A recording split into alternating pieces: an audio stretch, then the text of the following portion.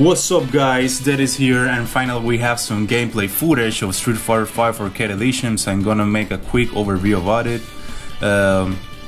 There's not really too much information regarding the balance changes because they were only playing like in arcade mode, so but at least we got some new information on the gameplay of the Arcade Edition gameplay, and also some new information regarding the newbie triggers.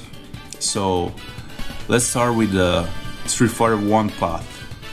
As you can see here, the Street Fighter character select screen, and it's weird to see that they add Seku and Abigail and also Balrog in the Street Fighter 1 path. Well, I know that there was a character in Street Fighter 1 that was like the prototype of Balrog, called Mike, I think, so maybe that's why they added Balrog.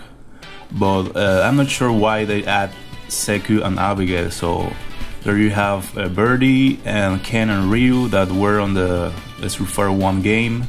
I really wanted to see Sagat, guys, at least as a final boss, but still no news about Sagat, so we still have to wait for some new updates. There you can choose the costumes. Of course, the V-Trigger, you can choose the first or second V-Trigger. The second V-Trigger called Kako Fubatsu, which is the, as you know already, is a parry that leads to like a focus attack that leads the opponent like in a crumpled state, so you can follow up with the combo. Looks pretty nice, the animation for the versus screen. Also, you will gain reward points after you beat an opponent. It says here Abigail. Seems like you will gain more points beating Abigail instead of Seku for experience to level up your character, I guess. So okay, so here he activates the V-Trigger. Here he tries a parry into focus attack. No follow-up. The bar's still going on. So it seems like you have another shot on doing the parry. It seems like even if you miss the parry, it will drain also the V-Trigger bar. So you have to be really careful with the parry to be successful. Okay, so let's continue now with the Street Fighter 2 path. He shows Ken this time with the story mode costume. With the Shin Ryuken, his second V-Trigger. And one thing I noticed is that the throw loops are gone. As you can see here, a pushback after Ken throws Ryu in the corner, so it's kinda awkward, that slide, but well, at least it's a decent nerf we're receiving in Arcade Edition. It's a universal nerf, I guess, for all the characters. And that's a pretty good thing for the game, to be more fair. Ken's second V-Trigger is 2 bars, so you can charge up the V-Trigger faster than the first V-Trigger. And it seems that you can use the Shinryuken twice or 3 times, I think. So yeah, it's like a pretty good anti-air option. Next we have Nash. His second V-Trigger is a 3-bar V-Trigger and is called a Stealth Dash.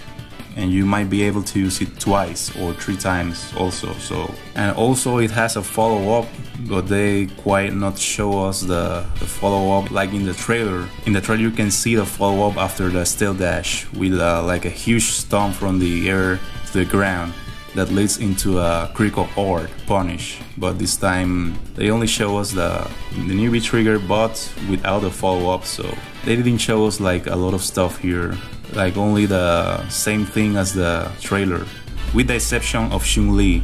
She was not in the trailer, so Chun-Li's second V-Trigger is also 3 bars. She's able to use the Kikosho. It seems like it seems chargeable, and you can use it twice or 3 times as well as the other V-Triggers.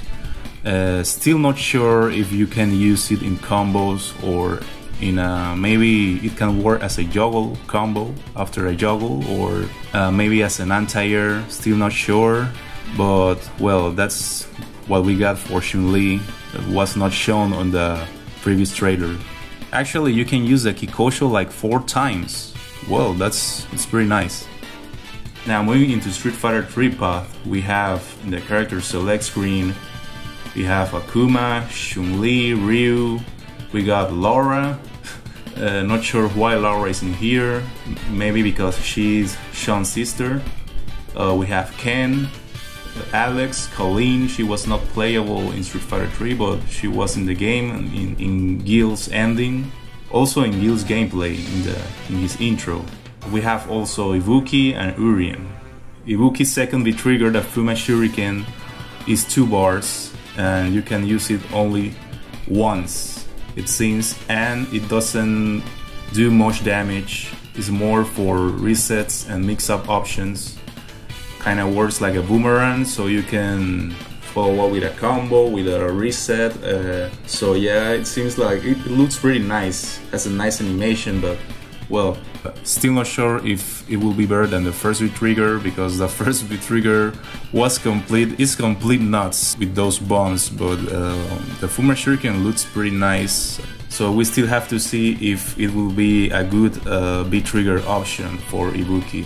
And finally for Birdie, we have the second V-trigger called Birdie Time. It's a 3-bar V-trigger and it seems like a good anti-air. It has a fast startup. And he's also able to use his chain attack, his long range chain attack.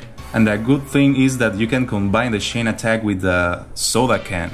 When he throws the can to the ground, with the chain you can like rise up the can, so it can also hit the opponent. He can hit you twice with the chain, and then the last hit is with the can. Also the chain attack drains the V-trigger bar, but it seems like it can be used for, I don't know, maybe new mix-ups, new setups with this new attack. And well, that's all for this video, guys. Stay tuned for more updates. This is obviously not the final build for Arcade Edition, this was only a demo. I'm not sure if they will show us the final build or this demo in the PlayStation Experience, but I'm hoping for more reveals, more updates, more new stuff on the PlayStation Experience. Maybe new character reveal, Sakura or Sagat, I don't know. But well, that's all for this video, guys. Don't forget to subscribe and see you on the next one.